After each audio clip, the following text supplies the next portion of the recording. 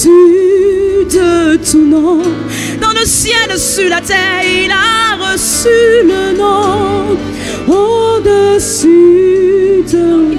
C'est le nom de Jésus, il a reçu le nom. Oh, Jésus seul a reçu le nom. Alléluia, il a reçu le nom.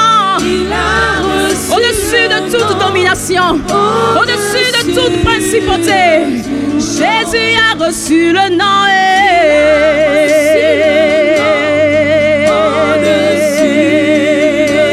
Oh, et tout genou, alléluia, tout genou, tout genou, peu importe ce genou, peu importe cette situation, elle fléchit le genou devant le nom de Jésus. Tout genou fléchira, car il a reçu le nom. Jésus, Jésus, Jésus, Jésus, Jésus.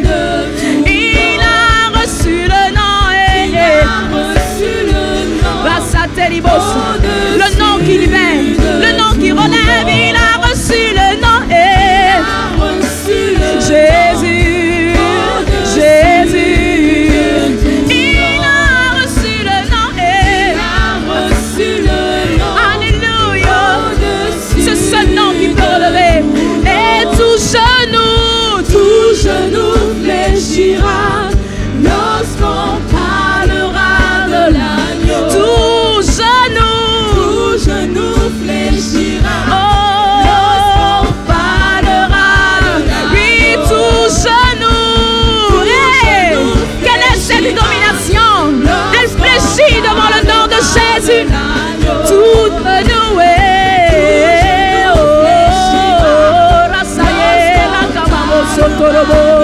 Et adorant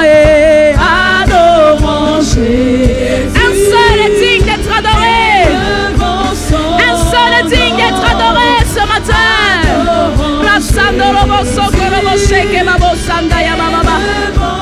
Et adorant Alléluia, Alléluia.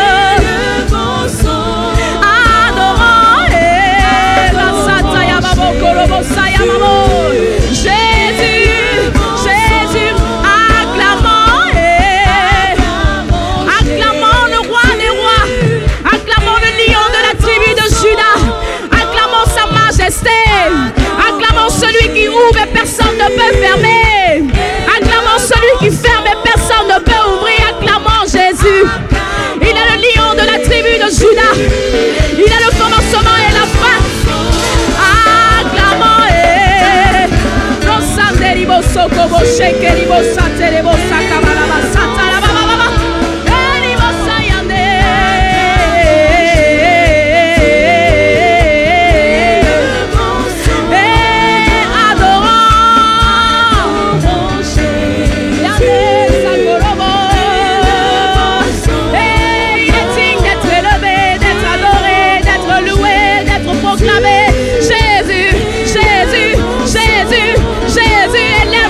Jésus ce matin. Oh, vas-y, élève le nom de Jésus. Oh, la satorobo korobo sandorobo shakabros. Reba sayande ribo soko yamamo. Eriyama yane sondayo shenaya masake yamamo. Jésus, Jésus, Jésus, Jésus, je t'élève. Tu es mon Dieu, je t'adore. Korabasayande, Korabasakayande, Ribosho, Korobosayama, Eriabasakande, Korabasande, Ribosho, Korobrosande, Ribosayama, Korabasante, Ribos, Rakayande, Riboshakayama, Bosatayama, Korabasatayama, Rabasakayama, adorons Jésus, élevons son nom, Célébrons Jésus, élevons son nom. Célébrons Jésus, élevons son nom. Exaltons Jésus, élevons son nom. Exaltons Jésus, élevons son nom. Adorons Jésus, élevons son nom. Adorons Jésus, élevons son nom. Tu en es digne, Seigneur. Élevons Tu es digne d'adoration, tu es digne de louange. Tu es digne de confiance. Tu es digne d'amour. Nous t'aimons, Seigneur. Nous t'aimons, Seigneur. Nous ne sommes pas les premiers. C'est toi qui nous as aimés le premier. Nous n'avons pas l'initiative. C'est toi qui nous as montré comment aimer. Nous n'avons aucun mérite, car c'est par ton esprit, par ton amour, que nous arrivons à t'aimer.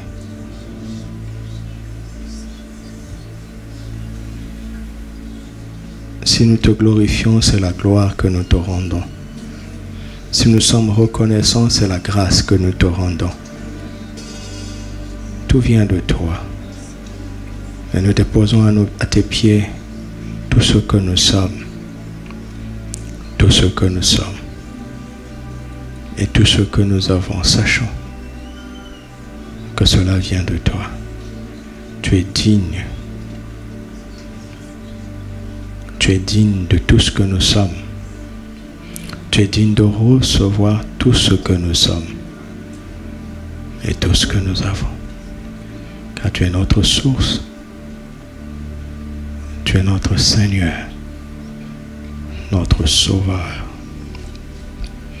notre Roi, notre bien-aimé. Merci pour la grâce qui nous est donnée en ce jour de venir communier avec toi,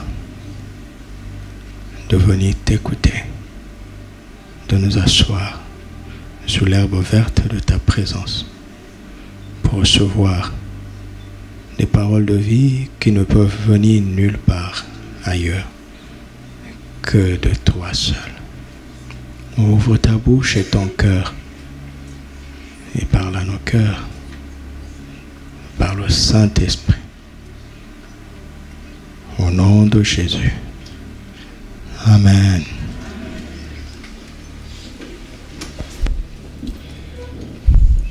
Gloire au nom du Seigneur Jésus-Christ.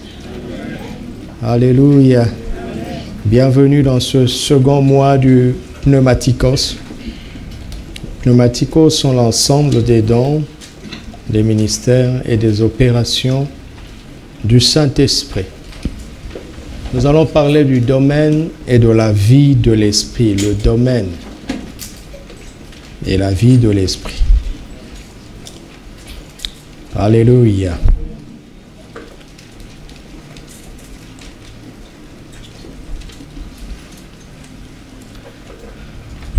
Pour ceux qui, 1 Corinthiens chapitre 12, verset 1. 1 Corinthiens 12, verset 1. Pour ce qui concerne les dons spirituels, je ne veux pas, frères, que vous soyez dans l'ignorance. Pour ce qui concerne, c'est traduit ici les dons spirituels, mais ce n'est pas une bonne traduction, parce qu'en grec, c'est pour ce qui concerne le pneumatikos, qui peut être traduit simplement en français comme le spirituel, le spirituel. On peut donc dire, pour ce qui concerne le spirituel, Dieu ne veut pas que nous soyons dans l'ignorance. Alléluia. Dis à ton frère, Dieu ne veut pas que tu sois ignorant du spirituel. Dieu ne veut pas que nous soyons ignorants de son surnaturel, de son monde spirituel, des réalités spirituelles. Parce que qu'on le veuille ou pas, que l'on soit concerné ou pas par cela, cela a de l'impact sur nous. Alléluia. Et à bien étudier la parole de Dieu, le pneumatikos, le spirituel ici, peut être rendu comme le domaine et la vie de l'esprit. Le domaine spirituel dans lequel se manifeste la vie du Saint-Esprit. La vie de l'esprit. Le peuple de Dieu doit être instruit sur ces choses. Parce que notre salut déjà, ce salut que nous aimons et par lequel nous sommes réunis ici, est d'abord une réalité spirituelle, n'est-ce pas? La nouvelle naissance est d'abord une réalité spirituelle. Il y a plus de 10 ans, en 2006, quand papa, pasteur Karambiri, était venu ici pour la première fois,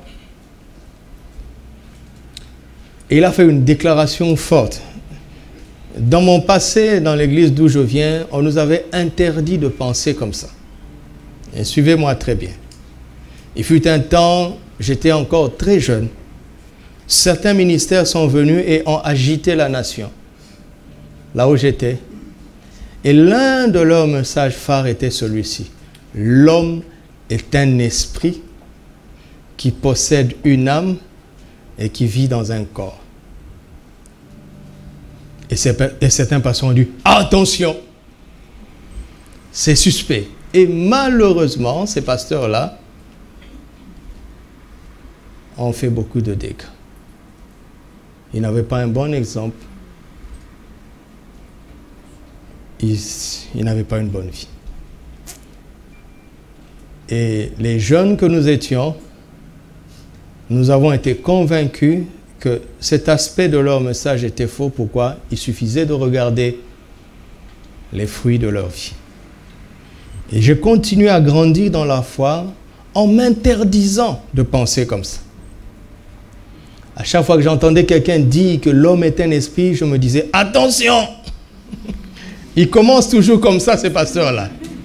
Après, ils vont vous dépouiller et ils vont abuser de vos filles. Et en 2006, nous avons eu un homme dont l'intégrité ne pouvait pas être contestée. Et qui, malheureusement pour moi, a fait la même déclaration. Ma tête disait, attention. Mais sa vie me disait, pas attention. Et je me souviens, un soir, il avait l'habitude de permettre aux jeunes de venir lui poser des questions après la réunion. Et on discutait. Et l'un des frères a dit ce que je pensais. Non, l'homme n'est pas un esprit. L'homme est corps, âme et esprit. Et papa lui a dit, pourquoi tu ne veux pas accepter que l'homme est esprit? Il dit, non, parce que l'homme est les trois. Corps, âme et esprit. Et papa lui dit, d'accord. Quand quelqu'un meurt, je me souviens comme si c'était hier. C'était en 2016. En juillet 2006. Il dit, quand quelqu'un meurt, son corps est là, oui ou non? Mais on dit qu'il est parti.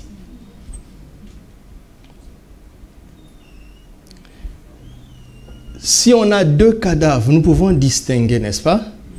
L'un de l'autre, à partir de leur corps. Et on dit qu'il est parti. Et papa nous dit, si son corps est là, pourquoi dit-on qu'il est parti?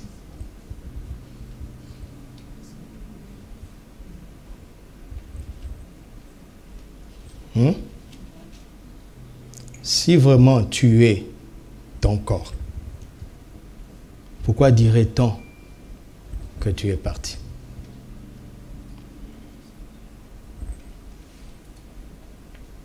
Et il nous a conduits maintenant dans les Écritures. 1 Thessaloniciens 5, 23. que tout votre être, tout entier, que le Dieu de paix vous sanctifie lui-même tout entier, et que tout votre être, on commence par quoi? L'esprit, l'âme et le corps soit conservé irrépréhensible lors de l'avènement de notre Seigneur Jésus. Et Jean 3, verset 6, ce qui est né de la chair est chair, et ce qui est né de l'esprit est esprit, âme et corps. Hein? Jean 1, 12, à ceux qui l'ont reçu, elle a donné le pouvoir de devenir enfant de Dieu, n'est-ce pas? Enfant de Dieu. Quand on dit que quelqu'un est un enfant de Dieu, cela veut dire quoi? Cela veut dire que Dieu est... Voilà. Quand on dit que quelqu'un est un enfant de Dieu, cela veut dire que Dieu est... Dieu est... Jean 4, verset 23. Or, Dieu est... L'heure vient. Et elle est déjà venue où les vrais adorateurs adoreront le Père. Car ce sont là les adorateurs que le Père demande. Car... Verset 24, Dieu est, et il faut que ceux qui l'adorent, mais Dieu est comment? Dieu notre Père est comment? Quand nous naissons de lui, nous sommes? Oui, Hébreux chapitre 12, verset 7. Hébreux chapitre 12, verset 7. Supportez le châtiment. C'est comme des fils que Dieu vous traite. Car quel est le fils qu'un père ne châtie pas? Mais si vous êtes exempt du châtiment auquel tous ont part, vous êtes donc des enfants illégitimes et non des fils. D'ailleurs, puisque nos pères, selon la chair, nous ont châtiés et que nous les avons respectés, ne devons-nous pas, à bien plus forte raison, nous soumettre à qui? Au Père des... Au Père des... Au Père des... Pour avoir la vie. N'ayez pas peur. Vous avez vu? Nous lisons la parole de Dieu. Alléluia. Ce qui compte dans l'homme, c'est d'abord son esprit. Et après, Dieu nous donne ce corps comme un véhicule pour pouvoir agir de sa part sur cette terre. D'accord? Ce corps est comme un récipient. C'est comme un habitacle. Une maison qui nous permet d'agir de sa part dans le domaine naturel.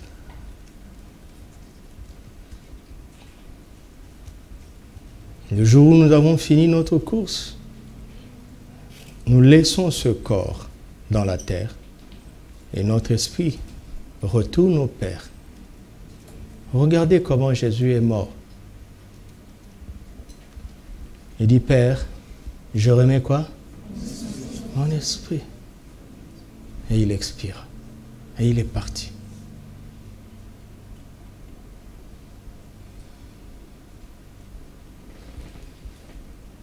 Alors, vous avez là des enfants de Dieu qui sont donc nés de Dieu. Dieu a ressuscité leur esprit. Et qui ne sont pas enseignés sur le domaine et la vie de l'esprit. Et ils vivent sur la terre comme des hommes naturels, comme des hommes psychiques et physiques. Ils sont plus conscients de leur corps, de leurs pensées, de leur âme, de leurs émotions, de leur raisonnement, que du domaine de l'esprit. Paul dit, je ne veux pas que vous soyez ignorants du domaine et de la vie de l'esprit. Vous me suivez? Vous me suivez? Pourquoi? Parce que lorsque nous considérons le récit de la création, dans Genèse chapitre 1er, nous nous rendons compte qu'il y a plusieurs niveaux de vie. Il y a la vie végétale, c'est-à-dire les arbres, n'est-ce pas? L'herbe et les arbres. Il y a la vie animale, les poissons, les bétails, les oiseaux. Et il y a la vie humaine, n'est-ce pas? Et il y a la vie humaine. Et il y a aussi la vie astrale, les étoiles dans le ciel. C'est beaucoup plus tard que la science nous apprend qu'en fait, il y a aussi la vie bactérienne, les organismes qu'on ne voit pas, mais qui sont réels et qui existent. N'est-ce pas? C'est pourtant très simple. Mais Dieu a toujours préparé un domaine avant de créer une vie correspondante. Toujours. Toujours, toujours, toujours. Il a d'abord créé les mers, les océans, les fleuves et les lacs avant de créer les poissons. Parce qu'il fallait une maison, un milieu de vie pour les poissons. Il a dit que le sec paraisse avant de créer des arbres. Il fallait une terre sur laquelle les arbres, la végétation allait pousser. Il fallait une terre sur laquelle les animaux allaient vivre, n'est-ce pas? Il fallait un ciel dans lequel les astres allaient vivre. Est-ce que vous savez que les étoiles ont une durée de vie?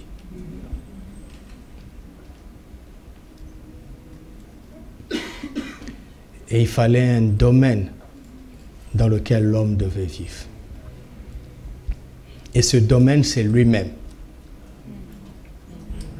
Il a parlé aux eaux, grouillées de poissons. Il a parlé à la terre, produisez de la végétation. Et les animaux, quand il a voulu créer l'homme, il a parlé à lui-même. Créons l'homme à notre image. Tout le conseil divin a été concerné pour être le milieu de vie de l'homme. Et Dieu est esprit. Le domaine par excellence dans lequel Dieu a toujours voulu que l'homme vive, c'est lui-même. En lui-même, notre vie est en lui. Alléluia. Amen. Alléluia. Mais ça, c'est spirituellement. C'est spirituellement.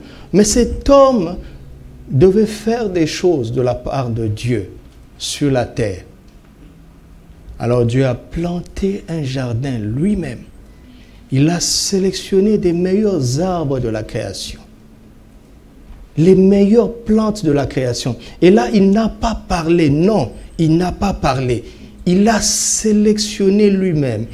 Il est devenu un agronome, un horticulteur, un jardinier. Il a créé un jardin dans lequel il a placé l'homme qu'il avait formé. Et quand l'homme a péché, Dieu l'a chassé, où? Du jardin. Et à partir de là, l'homme a commencé à vivre où? Partout ailleurs sur la terre, sauf sur le jardin. Cela veut dire que tout homme a la possibilité soit de vivre partout ailleurs sur la terre, soit dans le jardin, un jardin qui existe sur la terre. Est-ce que vous me suivez? Donc tout homme sur la terre a une résidence de première classe et une résidence de seconde classe.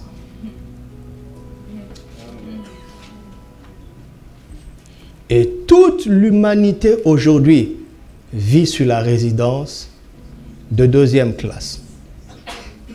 Quelle que soit la beauté des palais, quel que soit le confort matériel dans ces maisons, et nous ne sommes pas contre le confort, d'accord? Nous ne sommes pas contre ça, je ne suis pas contre ça. Que le Seigneur te donne les moyens d'être dans un meilleur confort possible.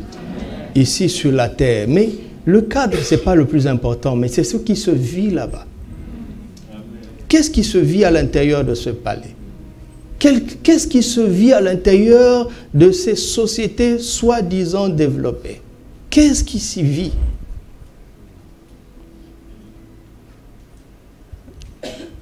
Si tu étais Dieu et que tu avais la possibilité de te manifester physiquement, humainement sur la terre, donc d'envoyer ton fils sur la terre, où choisirais-tu qu'il naisse? Et son fils est né dans une étable parmi les animaux. Parce que ce n'est pas le cadre qui compte, mais c'est celui qui est dedans. Amen. Et celui qui est dedans pourra transformer le cadre à sa manière.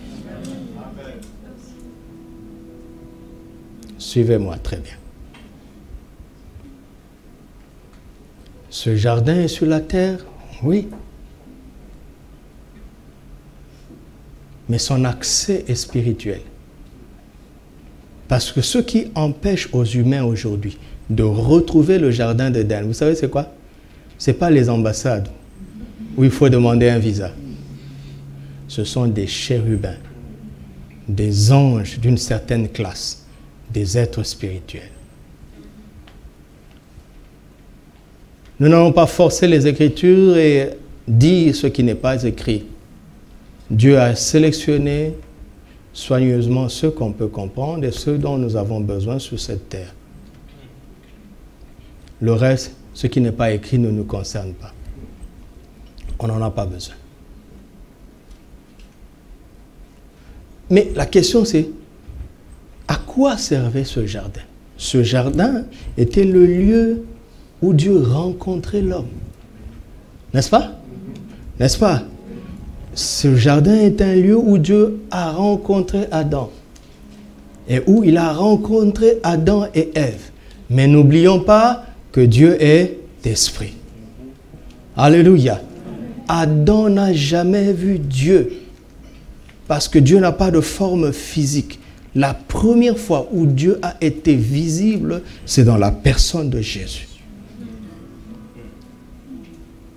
Quand Jésus dit « Celui qui m'a vu a vu le Père », il est très très sérieux.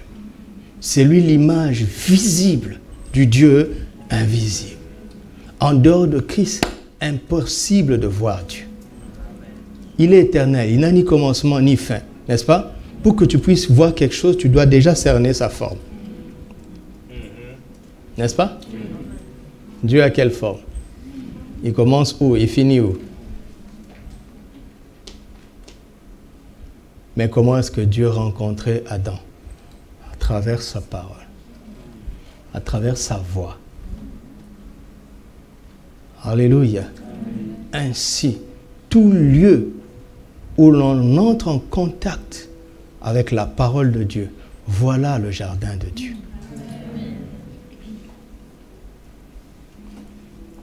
Quand tu ouvres ta Bible dans ta chambre devient le jardin d'Éden. Ici est le jardin d'Éden. Maintenant.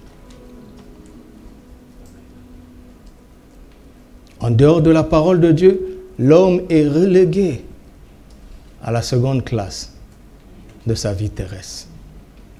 Mais quand il prend le temps d'écouter Dieu, d'écouter la parole de Dieu, soulignez ça. Quand il prend le temps d'écouter la parole de Dieu, il monte, il est promu dans la première classe de la vie terrestre. Je parle de la vie terrestre. Vous me suivez? Et c'est ça le milieu de vie, le domaine dans lequel il veut que nous vivions. Et à partir duquel il veut que nous recevions sa sagesse et son instruction pour vivre comme on doit vivre sur cette terre. C'est pour cela qu'il nous a donné sa parole et le Saint-Esprit. Pour que nous retrouvions la communion avec lui et la lumière de sa volonté, la lumière de sa sagesse et l'efficacité de sa puissance pour accomplir tout ce qu'il a prévu pour nous, pour la bénédiction de chaque génération et le salut des âmes. Amen. Amen. Mais Paul a affaire à des chrétiens qui sont ignorants du domaine et de la vie de l'esprit. À part le fait de confesser Jésus de leur bouche et de s'appeler des chrétiens et d'aller à l'église le dimanche, quand vous enlevez tout ça, ils n'ont aucune différence avec les autres des humains. Ils vivent comme le commun des mortels. Il dit, mais je ne comprends pas. Vous êtes des enfants de Dieu. Mais je comprends maintenant. C'est que vous ne connaissez pas le milieu de vie dans lequel votre Père vous a engendré. Vous vous contentez de vivre dans la seconde classe de la vie terrestre. Vous êtes plus conscient du manger et du boire, Romains 14, 17, que de la justice, de la paix et de la joie par le Saint-Esprit. Vous êtes trop matériel, trop naturel, trop intellectuel, trop émotionnel et pas suffisamment spirituel. Il dit, voilà le problème. Et il veut résoudre ce problème. Alléluia. Seigneur, résous ce problème au milieu de nous. Regardez Jésus. Observez cet homme. Cet homme, il avait faim comme tous les humains. Il dormait comme tous les humains. Il se fatiguait comme tous les humains. Il éprouvait la tristesse comme tous les humains. Il éprouvait même la peur et les angoisses comme tous les humains. Mais il ne réagissait pas. Et il n'agissait pas comme tous les humains.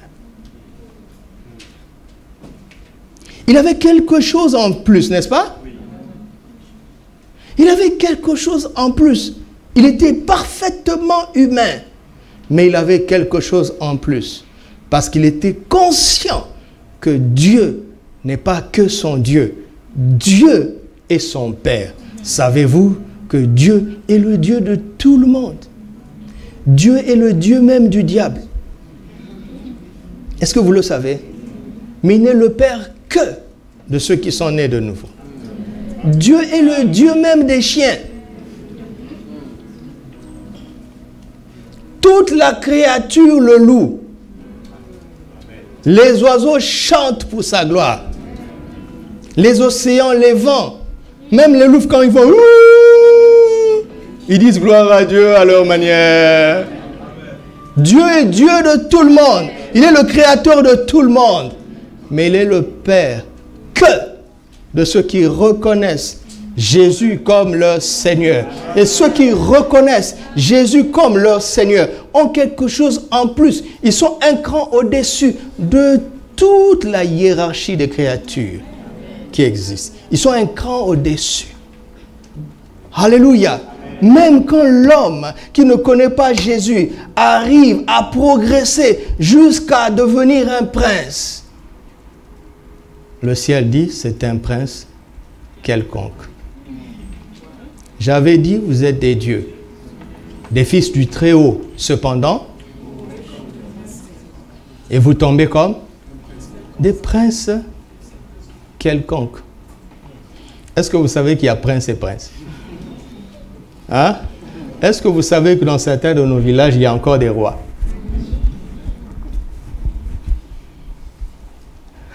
Mais pour venir ici, il doit demander un visa. Et le prince n'ira pas l'accueillir à l'aéroport. Pourtant, lui aussi, il est prince, non? Et il y a prince et prince. Quelle que soit la sommité que tu puisses atteindre dans ce monde, le ciel t'appelle un prince quelconque. La preuve, triomphe de la mort si tu peux. Veux-tu savoir que tu as réussi? Triomphe de la mort. Car Dieu a tant aimé le monde qu'il a donné son Fils unique, afin que quiconque et qui a en plus des milliards, qu'il ait la vie éternelle? Bien sûr que non. La foi seule suffit. La nouvelle naissance suffit. Jésus dit, celui qui croit en moi est passé de la mort à la vie. Amen. Alléluia. Amen. Le plus petit dans le royaume est plus important que des princes quelconques. Amen. Mais si un enfant dans le royaume devient un prince, il ne sera pas un prince quelconque. Parce qu'il va utiliser sa position pour le bien. Amen. Amen. Pour le salut des âmes. Que le Seigneur vous fasse avancer autant que possible dans cette vie terrestre. Mais n'oubliez pas, tout ce que vous pouvez devenir de grand sur cette terre est inférieur à votre identité d'enfant de Dieu. N'oubliez pas ça.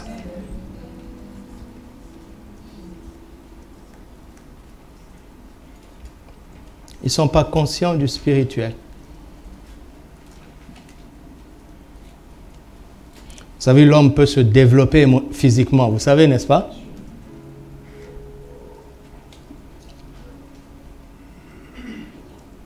Quand j'étais à l'école, nous avions un collègue de classe. Vous savez, les adolescents sont très moqueurs. Ce collègue de classe était mince et élancé. Il était mince et on se moquait de lui. Ah, les temps des grandes vacances, pendant 3 mois, il a fait l'haltérophilie. Qui pouvait lui parler encore? Il a développé son corps. On peut développer son intellect par la science. N'est-ce pas? Ah oui. Ah oui. Il était levé au-dessus des autres et devenir leur professeur. Parce que tu es plus développé intellectuellement dans ce domaine plus qu'eux. Et tu deviens leur professeur.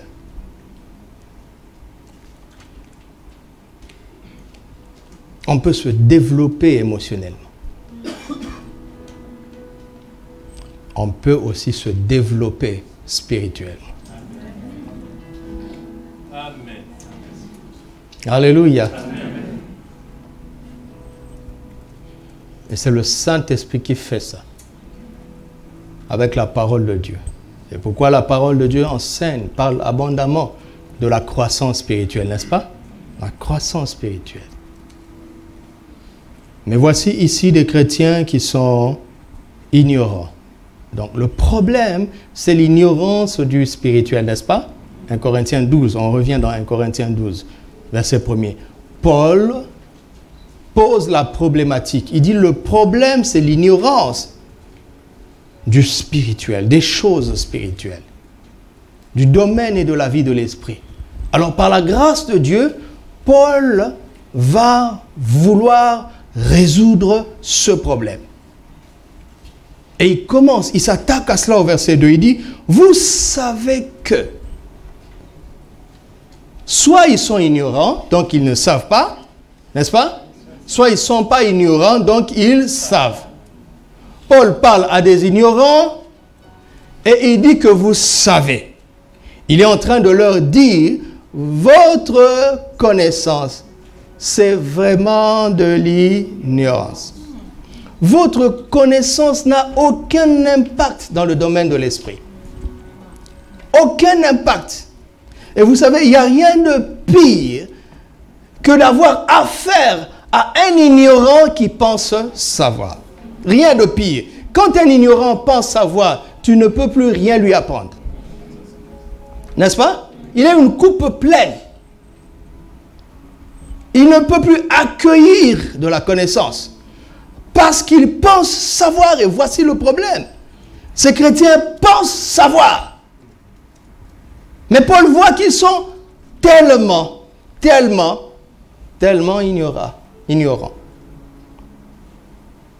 Il dit, vous savez, il dit, lorsque vous étiez païen, vous n'êtes plus païen.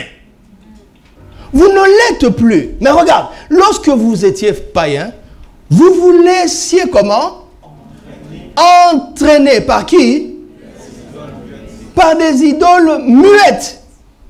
C'est-à-dire, quand vous étiez païen, pour que les idoles vous entraînent, vous dirigent, vous conduisent, ils n'ont pas besoin de parler. Quelqu'un entend ça? Ils n'ont pas besoin de parler. Et c'est ainsi que le monde est fait. Ce que la Bible appelle par les idoles, ce que le monde appelle les idoles, la Bible appelle ça les démons en général, les esprits méchants, les dominations, les autorités, les entités spirituelles dans les lieux célestes. Et ils dirigent le monde entier sans parler. Ils n'en ont pas besoin. Comment peut-on entraîner des gens sans rien leur dire? C'est là, sans rien leur dire, c'est là où se trouve la subtilité du diable. La ruse du diable. C'est choquant, hein? N'est-ce pas? Est-ce que vous savez que la plupart des hommes et des femmes qui sont nés de nouveau aujourd'hui, la plupart n'a jamais été chez un marabout. N'est-ce pas? La plupart n'a jamais été chez un féticheur. La plupart n'a jamais adoré le diable, n'est-ce pas? Mais nous étions tous loin de Dieu. Sans avoir une pratique spirituelle mauvaise, n'est-ce pas? N'est-ce pas? La plupart n'a jamais été sorcier. Ou bien je me trompe? Rassurez-nous, hein? De toute façon, ça ne change rien. Un sorcier qui est né de nouveau est une nouvelle création. La sorcellerie ancienne est passée. Toutes choses sont devenues. Oh, ne te méfie pas d'un ex-sorcier. Il est maintenant ton frère dans le royaume. Et même ceux qui allaient voir les marabouts, ils n'entendaient rien. Le féticheur fait...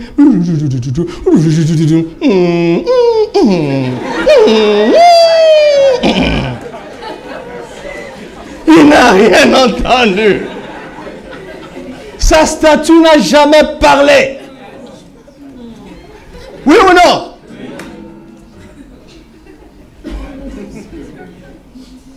Et pourtant, ils entraînent les gens, pas vrai?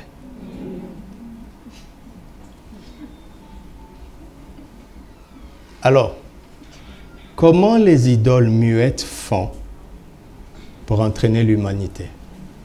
Vous voulez savoir? Je ne suis pas un porte-parole des idoles.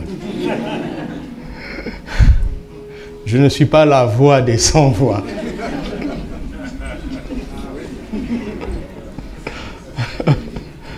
Mais Dieu qui sait tout va nous instruire. Éphésiens chapitre 2, verset 1. Vous étiez morts par vos offenses et par vos péchés. Continue. Dans lesquels vous marchiez autrefois. Selon comment? Selon de l'esprit. Restons d'abord au verset 2. Dans lesquels vous marchiez autrefois. Comment? Premièrement. Deuxièmement, selon? Troisièmement, selon?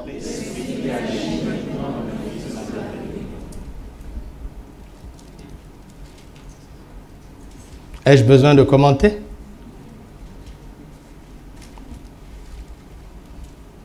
Chaque humain qui naît sur la terre se retrouve embarqué dans un train appelé le monde.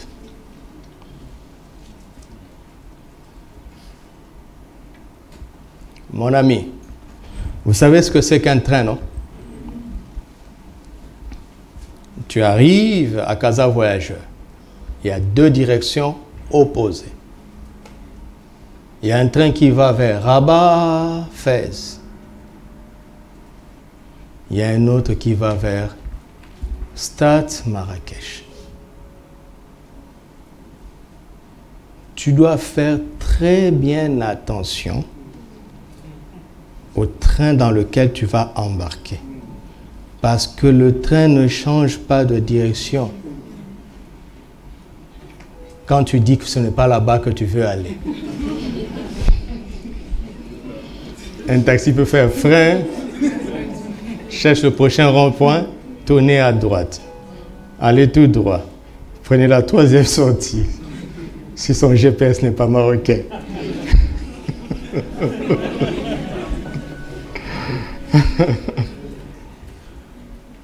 Toute personne qui naît dans ce monde se retrouve dans un train qui va où?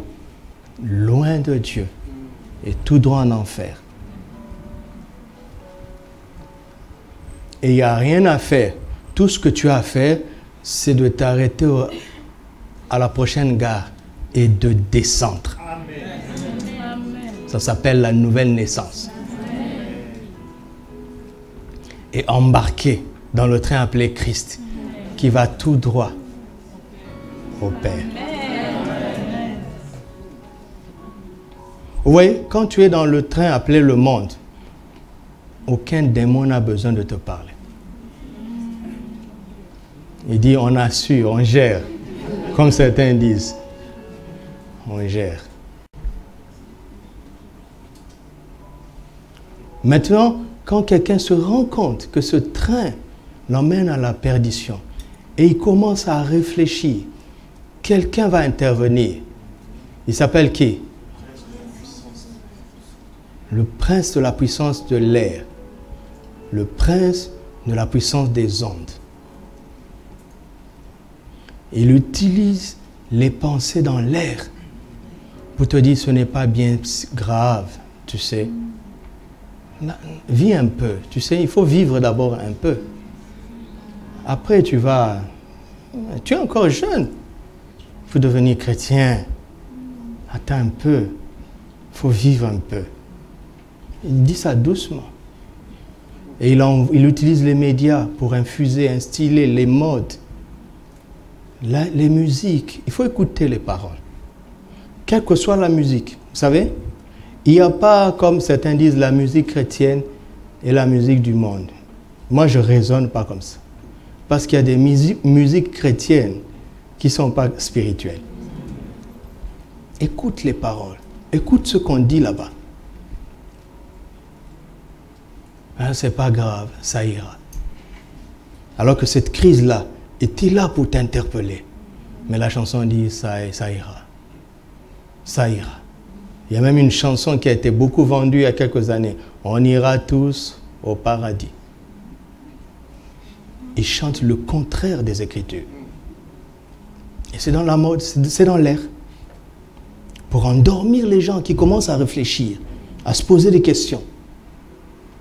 Le prince utilise la puissance de l'air pour endormir ceux qui commencent à se poser des questions. Et quand cette personne a réussi à refuser d'écouter la puissance de l'air, certains êtres spirituels vont agir. Comment? L'esprit qui agit maintenant, dans qui? Des humains qui sont rebelles. C'est-à-dire des humains qui ont fait ce chemin-là et qui sont arrivés à un point où ils disent on ne veut pas de Jésus. C'est eux maintenant qui vont combattre ceux qui veulent sortir du monde. Sans leur aide, les démons ne peuvent rien. Vous comprenez ça? Et quand on n'est pas spirituel, on ne discerne pas que ce n'est pas le prochain qui te parle. Mais c'est un esprit dans le prochain. Tu ne discernes pas. Est-ce que vous m'entendez? Amen. Quand on n'est pas conscient du spirituel, on s'arrête à l'humain. Qui nous parle. Mais on ne discerne pas l'esprit qui agit derrière.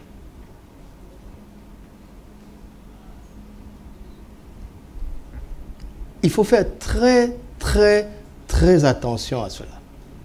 Amen. Alléluia. Amen. Si tu attends de voir le diable un jour pour te pousser à être ouvertement rebelle, il se peut que ça n'arrive jamais. Mais ça ne veut pas dire qu'il ne travaille pas.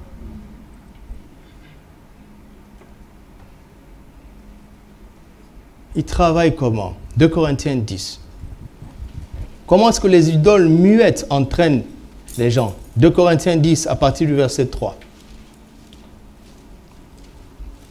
Si nous marchons dans la chair, nous ne combattons pas selon la chair. Car les armes avec lesquelles nous combattons ne sont pas charnelles, c'est-à-dire elles ne sont pas naturelles. Mais elles sont puissantes par la vertu de Dieu pour renverser les forteresses. Verset suivant. Nous renversons quoi? Et qui se lève contre eux? Où est ça? Il y a des systèmes de pensée, de raisonnement, de philosophie, d'éducation qui sont savants, agréables à lui. Mais si tu vas au bout de cette pensée, le but est un seul. C'est de t'empêcher de connaître Dieu. Ça vient comme des philosophies, des idées. Et ces idées sont dans la vie de tous les jours. Ce sont ces idées qui contrôlent les nations. Et ces idées sont tellement vieilles, que plus personne ne se pose la question si elles sont vraies. Parce qu'elles sont tellement vieilles, tellement anciennes, on les considère comme étant vraies. On les prend pour acquis. Écoutez-moi, tous ceux qui cherchent la démocratie, elle est vieille de combien de temps? Répondez. Vous ne savez même pas. Et vous allez voter. La source de la démocratie, c'est quoi? Qui peut répondre? Le pouvoir au...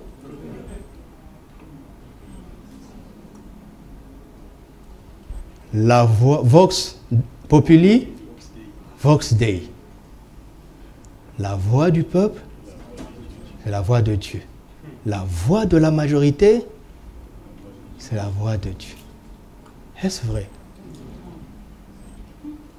Dis-moi, quel est ce chrétien, à part ceux qui sont dans les royaumes, quel est ce chrétien aujourd'hui sur cette terre qui ne subit pas la démocratie?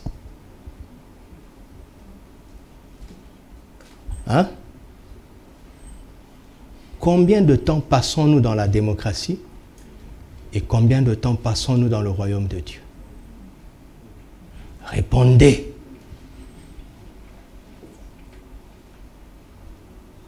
Comment ça va marcher? Vous voyez comment nous sommes piégés? Est-ce que vous me suivez? Regarde comment nous sommes piégés. Tu as beau naître de nouveau.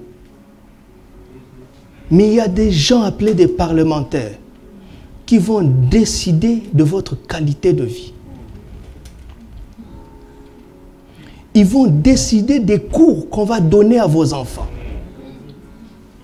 Ils vont décider d'insérer des cours d'indifférenciation sexuelle.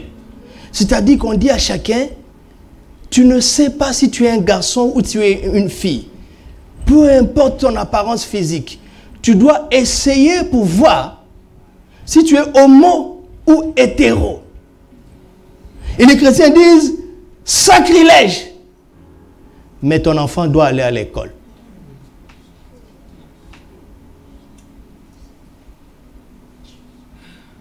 Et quand l'enfant va à l'école, il n'a pas affaire à un démon. Il a affaire à un professeur, à un cours, au ministère de l'Éducation et à la Constitution. Le diable dit, je suis pour rien, menteur. Menteur. Qui a dit que tu n'y es pour rien? Il dit, regarde, c'est vous-même qui vous êtes réunis et qui avez voté ça. Alors que Dieu avait dit clairement, sa volonté, elle est claire, hein, de la Genèse à l'Apocalypse. En fait, pour toutes les questions de la vie, on n'a pas besoin de voter. Amen. On n'a pas besoin de consultation populaire. Tout est clair.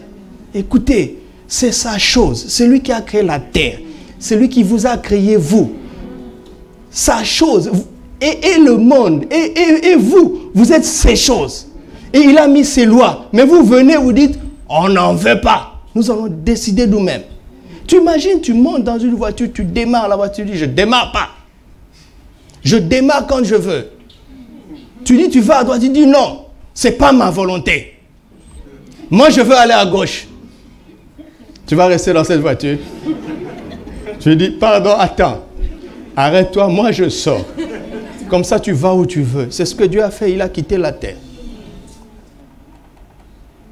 C'est aussi terre à terre que ça. Tous nous sommes nés dans des systèmes de pensée, des idées qui sont belles. Mais si tu ne vas pas jusqu'au bout, tu ne vas pas comprendre qu'il y a une seule motivation. C'est que finalement tu sois acté comme un rebelle. Et rebelle contre qui? Contre le Tout-Puissant. Est-ce que ça vaut la peine de se rebeller contre le Tout-Puissant? Est-ce que ça vaut la peine? Si tu réfléchis un peu, il ne faut même pas. Quand l'idée vient, il faut la rejeter. Parce qu'il est tout-puissant. La rébellion n'est possible que dans la mesure où vous pouvez être plus fort que le pouvoir en place. Qui peut être plus fort que Dieu? Alors, c'est une folie que de se rebeller contre lui. Mais le diable ne dira pas ça comme ça. Il va doucement.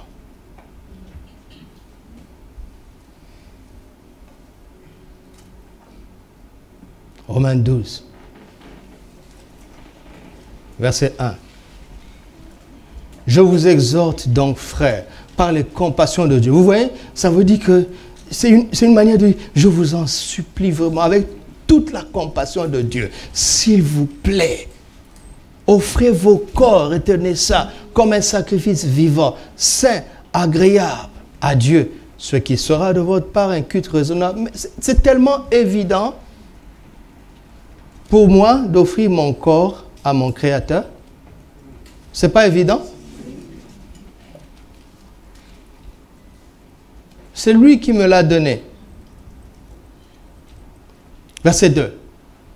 Ne vous conformez pas au siècle présent, mais soyez transformés comment? Ah, ça veut dire quoi? Apprenez à raisonner autrement. Parce que vous êtes nés dans un système de raisonnement rebelle, mais vous ne le savez pas.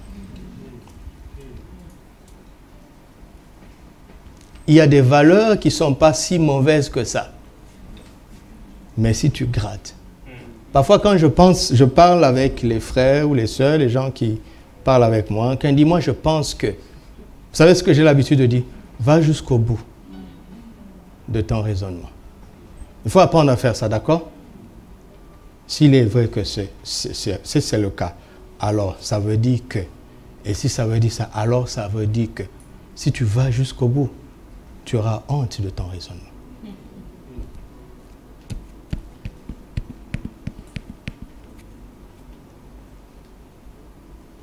Et on est né dedans. Si on n'apprend pas à s'arrêter et à questionner les choses qu'on considère comme étant acquises, même quand on devient un enfant de Dieu, on peut continuer à être entraîné par les idoles muettes sans le savoir. Et à cause de cela, on ne pourra pas être effectif pour Dieu notre Père dans notre génération. Il ne peut pas nous utiliser comme il a prévu. Vous m'entendez? C'est pour ça que nous avons la parole de Dieu. Pour tout examiner à la lumière des Écritures. Absolument tout. À la lumière des Écritures.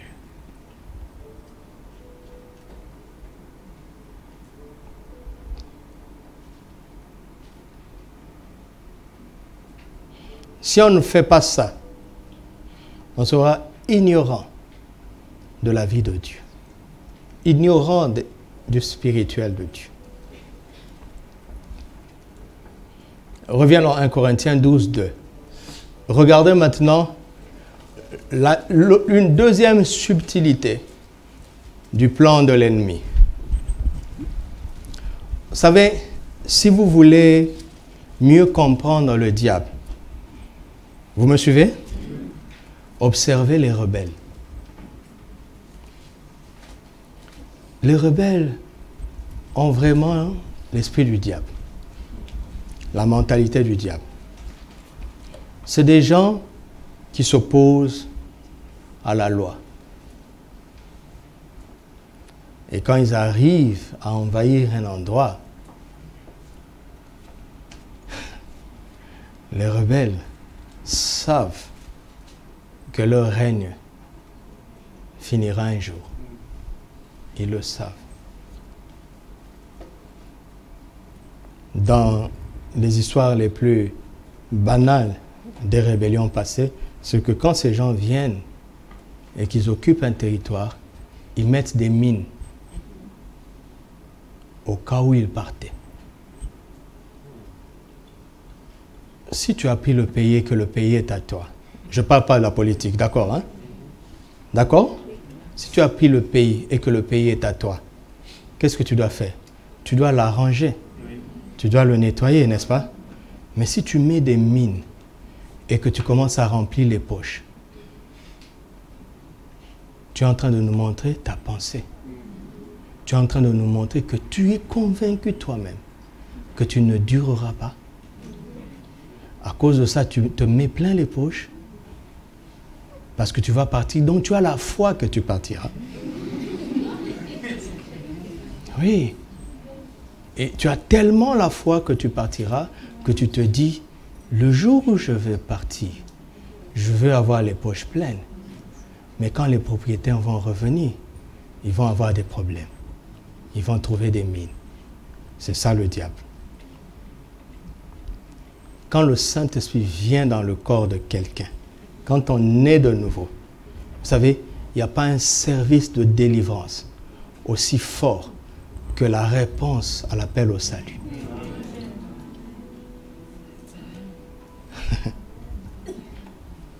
Parce que quand le Saint-Esprit vient dans une maison, tous les démons s'en vont. En un clin d'œil. Mais les démons s'en vont, ils ont laissé des mines. C'est quoi ces mines? C'est que l'homme avait appris à avancer sans écouter. N'est-ce pas? Parce que les idoles qui le guidaient étaient comment? Est-ce que je vous parle? C'est très important. Ils étaient muets. Ils étaient muets. Personne ne s'est posé la question qu'ils doivent entendre expressément pour avancer. On est dans un train, ça a toujours été comme ça, nous aussi on va faire comme ça. Mais dans la vie chrétienne, Dieu ne nous conduit pas par des mécanismes automatiques. Parce qu'il a besoin de notre volonté. Il a besoin qu'on lui dise d'accord. Et pour qu'on lui dise d'accord, il va nous parler. Il va demander notre permission. Et ça, pour moi, c'est une leçon extraordinaire. Quelqu'un d'aussi grand, d'aussi puissant que lui. Et c'est lui qui est mort pour moi. Il a tout payé tout seul. Je n'ai même pas cotisé un rond. Ma vie maintenant lui appartient. Il m'a racheté un grand prix. Il est devenu mon propriétaire. A-t-il encore besoin de demander mon avis? Eh oui, Dieu est comme ça. Il ne t'obligera pas. Il va te parler. Et il va attendre que tu dises oui. Vous savez, certaines personnes ont mis 20 ans pour dire oui à Dieu. Qui a perdu du temps? Dites-moi, qui a perdu du temps? C'est la personne. Mais comment écouter si on ne prend pas le temps pour s'asseoir et écouter? Et comment prendre le temps pour s'asseoir et écouter si on ne nous a pas appris que Dieu parle? Il n'est pas comme les idoles. N'est-ce pas que vous dites ça quand vous adorez? Tu n'es pas comme les idoles qui ont une bouche et qui ne parlent pas. Donc Dieu a une bouche et il parle. Ce n'est pas une formule théologique. Alors si on ne t'a pas appris que Dieu parle, après t'avoir appris que Dieu parle, on doit t'apprendre comment Dieu parle. Et comment Dieu parle? Je m'assois, je fais le vide. Seigneur, parle-moi. Ça, c'est du yoga. Oui, oui, c'est du yoga. Bizarre, hein? Dieu a déjà dit tout ce qu'il avait à nous dire. Et il a fait écrire. Comme un père responsable qui va quitter la terre, il écrit ses dernières volontés. Il va chez le notaire, on les consigne. Il donne à ce document la plus haute crédibilité juridique. Et il s'en va. Donc si vous voulez connaître ces dernières volontés, vous allez chez le notaire, appelé le Saint-Esprit, et vous ouvrez le document. Et vous savez, il y a certains termes juridiques qu'on ne comprend pas très bien. C'est le notaire qui va t'expliquer que ce mot veut dire ceci. Et le notaire, c'est le Saint-Esprit.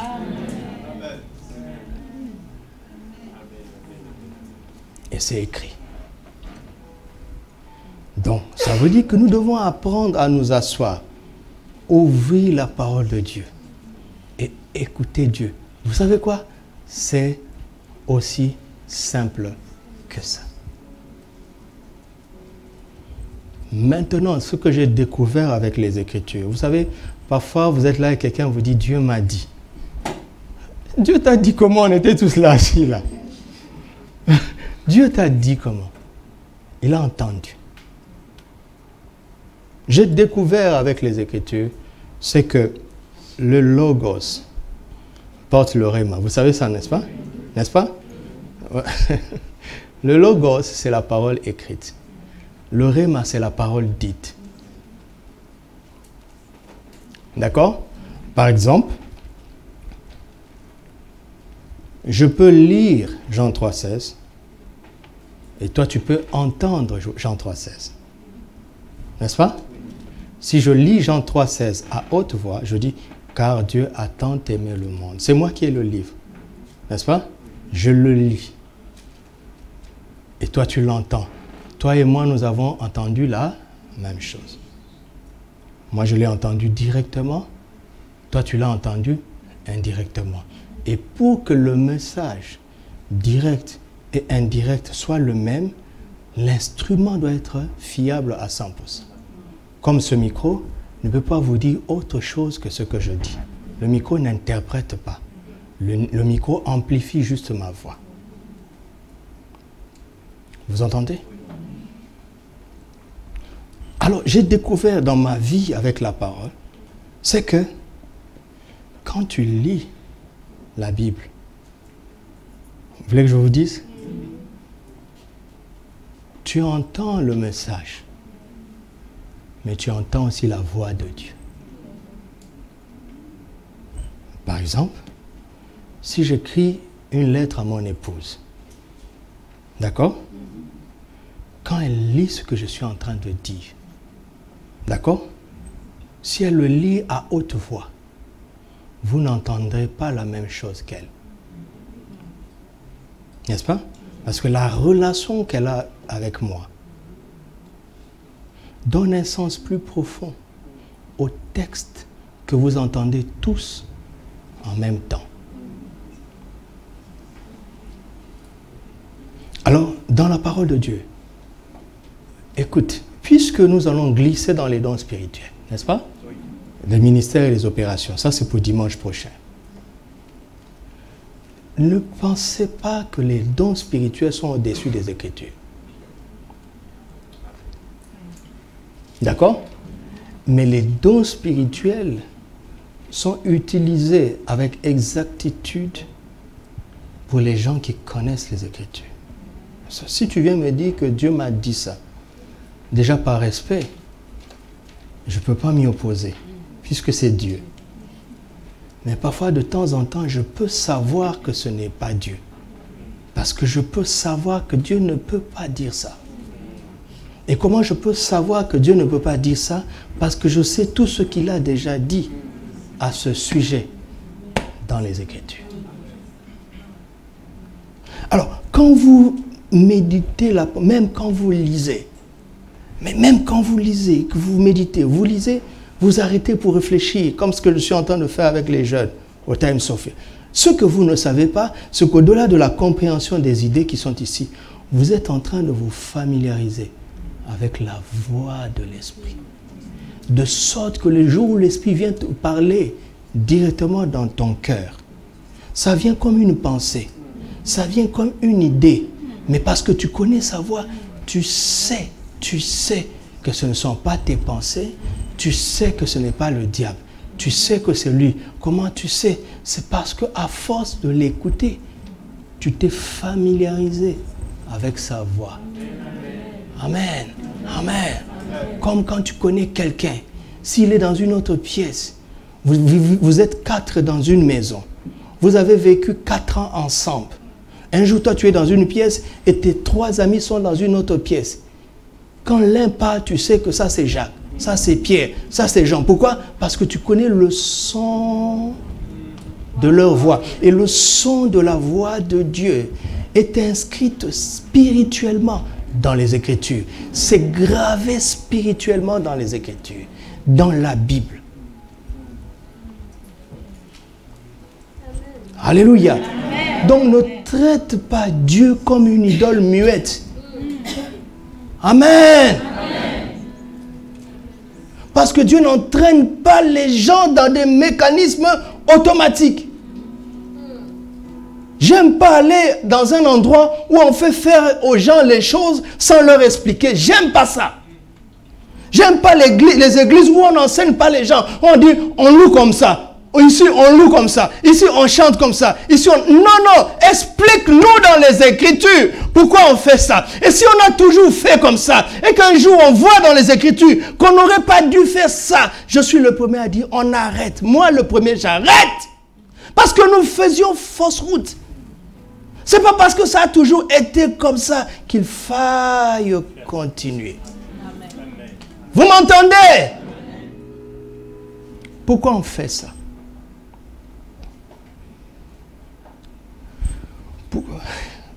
Enfin, je vais m'arrêter ici. Dites-moi, pourquoi nous chantons, nous louons Dieu avant de l'écouter? Puisque je suis supposé parler de sa part. N'est-ce pas? N'est-ce pas, non? Pourquoi on fait ça? Pourquoi on ne commencerait pas par une prédication et on terminerait par une adoration? Dites-moi un peu, pourquoi on fait ça? Et vous, pourquoi vous avez accepté ça? Répondez. Répondez. Donnez-moi une chaise, j'attends. Répondez. Pardon? C'est une habitude. Oui? Une autre réponse? Pardon?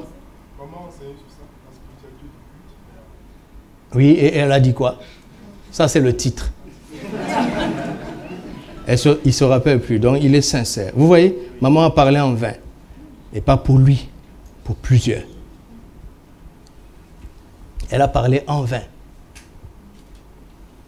Et vous êtes venus au culte en vain. Nous avons passé un dimanche qui n'a pas été enregistré dans le ciel. YouTube a conservé, nos machines ont conservé, dans le ciel, aucune trace. Dieu est sérieux, hein? Il ne joue pas avec ça. Si vous étiez aussi occupé que Dieu, vous ne ferez rien à la légère. Si vous devez gérer 7 milliards d'hommes en même temps, à chaque instant, sans compter le nombre d'animaux, d'arbres et de catastrophes astronomiques à éviter, vous n'aurez même pas une seconde à perdre. Vous entendez ça?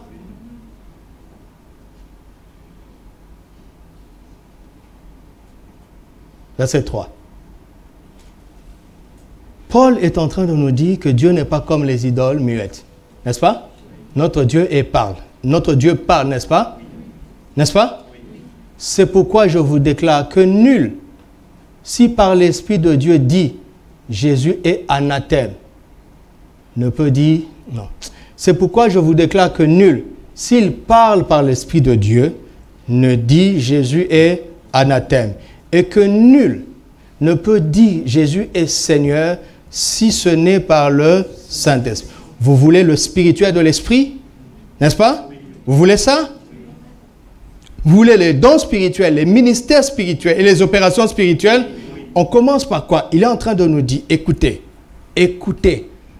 Quand quelqu'un est animé du Saint-Esprit, il est strictement impossible pour lui de dire que Jésus est anathème, c'est-à-dire que Jésus est maudit et il est voué au malheur. Donc, qu'est-ce qu'il dirait? Jésus est béni. Béni soit le Seigneur. Ça s'appelle quoi? Ça s'appelle quoi? Béni soit Jésus. Quand l'Esprit vient quelque part, avant qu'il commence à vous parler, il regarde qu'est-ce que Jésus représente pour vous. Là où il n'y a pas l'adoration et la louange de Jésus, l'Esprit ferme sa bouche. Parce que la première chose que le Saint-Esprit veut nous dire, c'est la chose qui veut nous faire dire. Notez ça. La première chose que le Saint-Esprit veut nous dire est une chose qui veut nous faire dire. Il veut nous faire dire que Jésus est béni. Jésus est grand. Il est glorieux. Il est Seigneur. Pourquoi? Pour qu'on apprenne que la seigneurie de Jésus, la gloire de Jésus est indépendante des circonstances. Elle est indépendante de ce qui nous arrive. Quand tout va bien, Jésus est Seigneur. Quand tout va mal, Jésus est Seigneur. Amen, amen. Ne prends pas l'habitude d'adorer Jésus parce que ça va. Ça, ce n'est pas de l'adoration. Il n'est pas Dieu parce que tu existes. Il n'est pas Dieu parce que tu ris. Et il ne cesse pas d'être Dieu parce que tu pleures. Vous m'entendez? La première chose que l'Esprit veut nous dire, c'est ce qu'il veut nous faire dire. Il ne faut pas qu'il y ait de doute à ce sujet.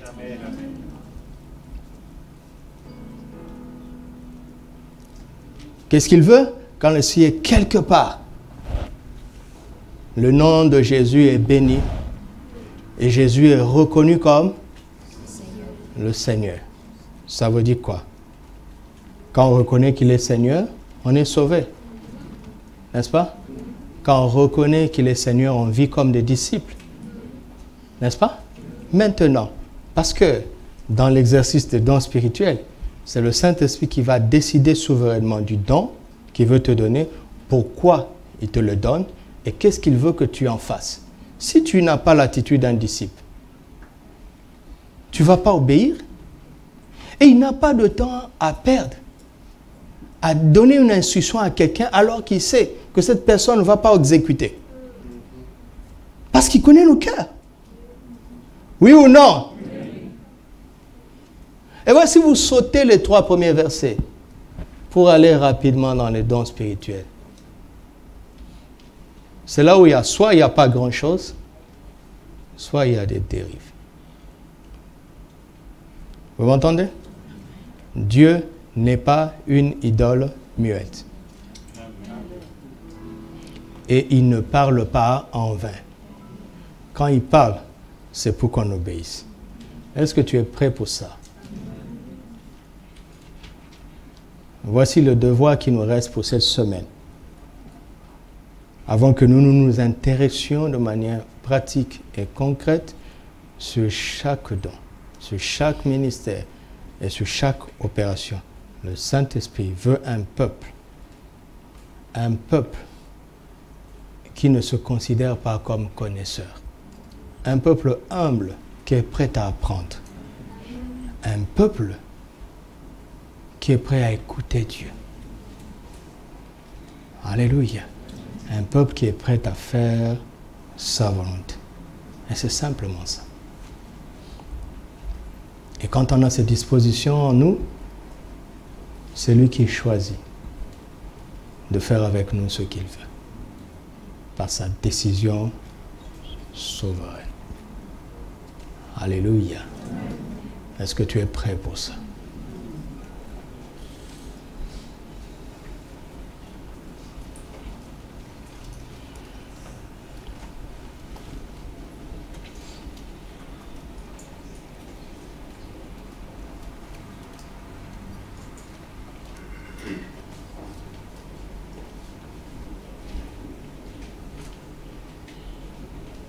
Réfléchis un moment à tout ce que tu as entendu.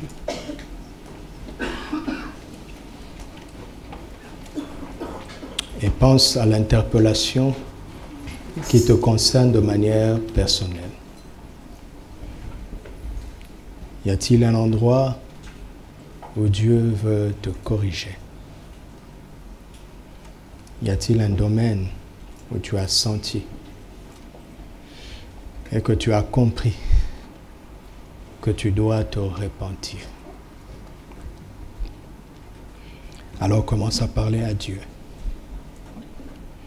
Dis-lui combien tu te repens. Repens-toi de ton ignorance. Repens-toi de l'orgueil d'avoir pensé savoir.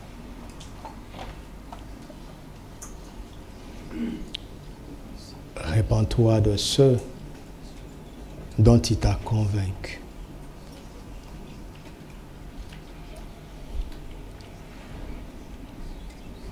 Jamais je ne médite la parole sans trouver un point où je dois me repentir. Jamais. Dieu a toujours quelque chose à corriger en nous, par grâce.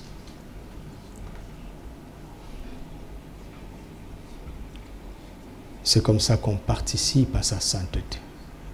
C'est comme ça qu'il nous fait grandir. C'est comme ça qu'il nous traite comme des fils. Alors ne prends pas ça à la légère. Ne passe pas ton temps à chercher ce qui te plaît dans la parole. Laisse Dieu te parler comme il le veut et confronter, corriger ce qu'il voit. C'est très, très salutaire. C'est très salutaire. Père, ce matin, nous sommes ici comme un peuple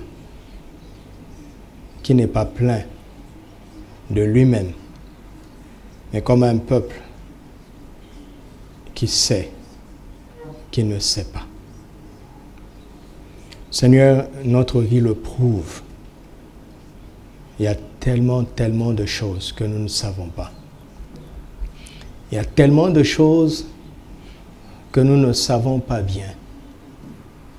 Alors aujourd'hui, avec ton peuple, avec mes frères et mes sœurs, nous venons nous repentir de notre connaissance et admettre devant toi humblement notre ignorance. Nous ne connaissons pas très bien le Saint-Esprit. Nous ne connaissons pas très bien sa vie. Nous ne connaissons pas très bien son surnaturel merveilleux. Et nous sommes désireux de le savoir. Alors je t'en prie, Père, au nom de Jésus, délivre-nous de cette ignorance. Délivre-nous de cette ignorance, Père, au nom de Jésus. Vous savez, il se peut que ce ne soit plus une question d'ignorance, mais il se peut qu'il soit une question d'indifférence. Rentre en toi-même. Peut-être qu'au fond de toi, tu ne te sens pas concerné. Peut-être qu'au fond de toi, les choses de l'esprit ne t'intéressent pas tant que ça. Mais j'aimerais te dire, comment est-ce que tu vas réussir? Comment est-ce que tu vas échapper à la ruse de l'ennemi?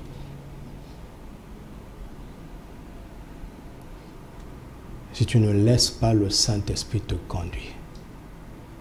Je t'en supplie ce matin, ne sois pas indifférent.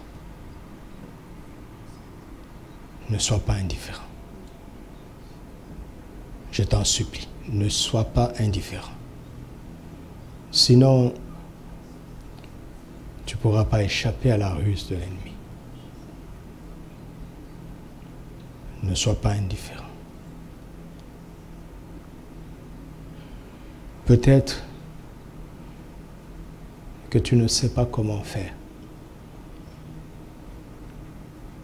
Voici le conseil que je te donne. La décision de ne plus être indifférent te revient. Mais après avoir fait ça, tu peux demander à Dieu de te donner une soif pure des choses de l'esprit.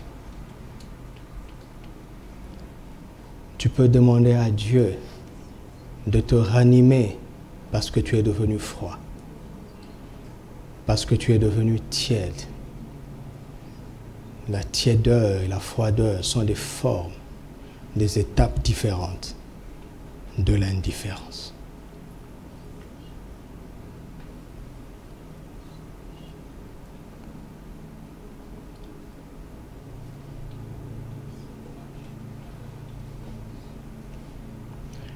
Le Seigneur veut aider ceux qui se trouvent dans cette situation à se faire violence, à se faire eux-mêmes violence. Alors je vous demande de vous lever. Si vous avez besoin de triompher de cette indifférence et d'avoir soif des choses de l'esprit, de ne plus en avoir peur, de ne plus en avoir honte.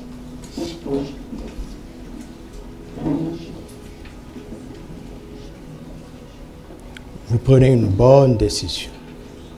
Parce que l'une des ruses de l'ennemi, c'est de relativiser ces choses, de les banaliser, de faire croire qu'il suffit de vivre avec le bien, de connaître le bien ou le mal. N'est-ce pas le piège de la première tentation? La connaissance du bien et du mal ne suffit pas, et même elle est dangereuse. Nous avons besoin de dépendre du Saint-Esprit tous les jours. Jésus a dit que les paroles que je vous ai dites sont esprit et vie. C'est le Saint-Esprit qui nous ramène à l'arbre de vie, à partir des paroles de Jésus. L'arbre de la vie auquel Adam devait manger est redevenu accessible aujourd'hui par le Saint-Esprit. Il nous conduit à la vie de nouveau à partir des paroles de Jésus. Mon ami, bien faire et éviter de faire le mal n'est pas suffisant dans ce monde. Parce que l'ennemi a tellement brouillé les pistes que certaines choses que Dieu déteste sont devenues bonnes. Les lois changent tellement. Ne te laisse pas entraîner par les idoles muettes. Tu dois apprendre à écouter Dieu. Tu dois t'intéresser aux choses de l'esprit et ne pas en avoir peur. Si tu as vu des abus, ne suis pas ça. Regarde à Jésus. Si le faux existe, c'est parce que le bien, le vrai existe, n'est-ce pas? Alors demande à Dieu de te donner de nouveau soif des choses de l'esprit, de te donner de désirer à nouveau cela, de te délivrer de la peur, de te délivrer de l'indifférence, de te délivrer de la tiédeur. Il va le faire et il est en train de le faire et il est en train de le faire et il est en train de le faire. Il est en train de le faire. Demande-lui de t'apprendre à aimer de nouveau sa parole et à apprendre à écouter sa voix, à réapprendre, à te familiariser avec sa voix à travers les Écritures. Oh Seigneur, tu es notre berger, nous sommes tes brebis. Nous voulons dépendre de ta voix tous les jours, tous les jours, tous les jours, tous les jours. Garde-nous de banaliser la grâce d'être en communion et en communication avec toi par le Saint-Esprit. Garde-nous de banaliser cela, Seigneur. Réveille ce désir en nous, réveille-le. Réveille-le, réveille-le, réveille-le, réveille-le. Et que le Saint-Esprit parle de manière réelle. Que le Saint-Esprit parle de manière authentique. Que le Saint-Esprit parle de manière véritable. Dans nos assemblées et dans nos cœurs. Au nom de Jésus. Vous pouvez vous rasseoir.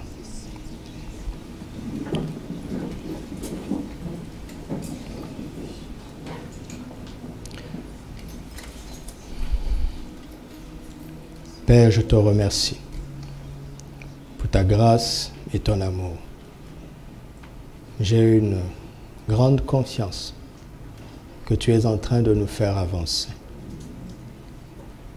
J'ai cette ferme conviction que tu nous mets sur la bonne voie. Merci pour ta parole qui nous éclaire et qui nous fait avancer. Merci pour l'ignorance que tu chasses. Merci pour la vérité qui reprend place.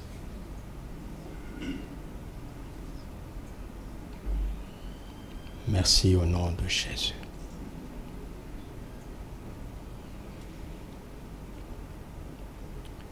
Merci au nom de Jésus.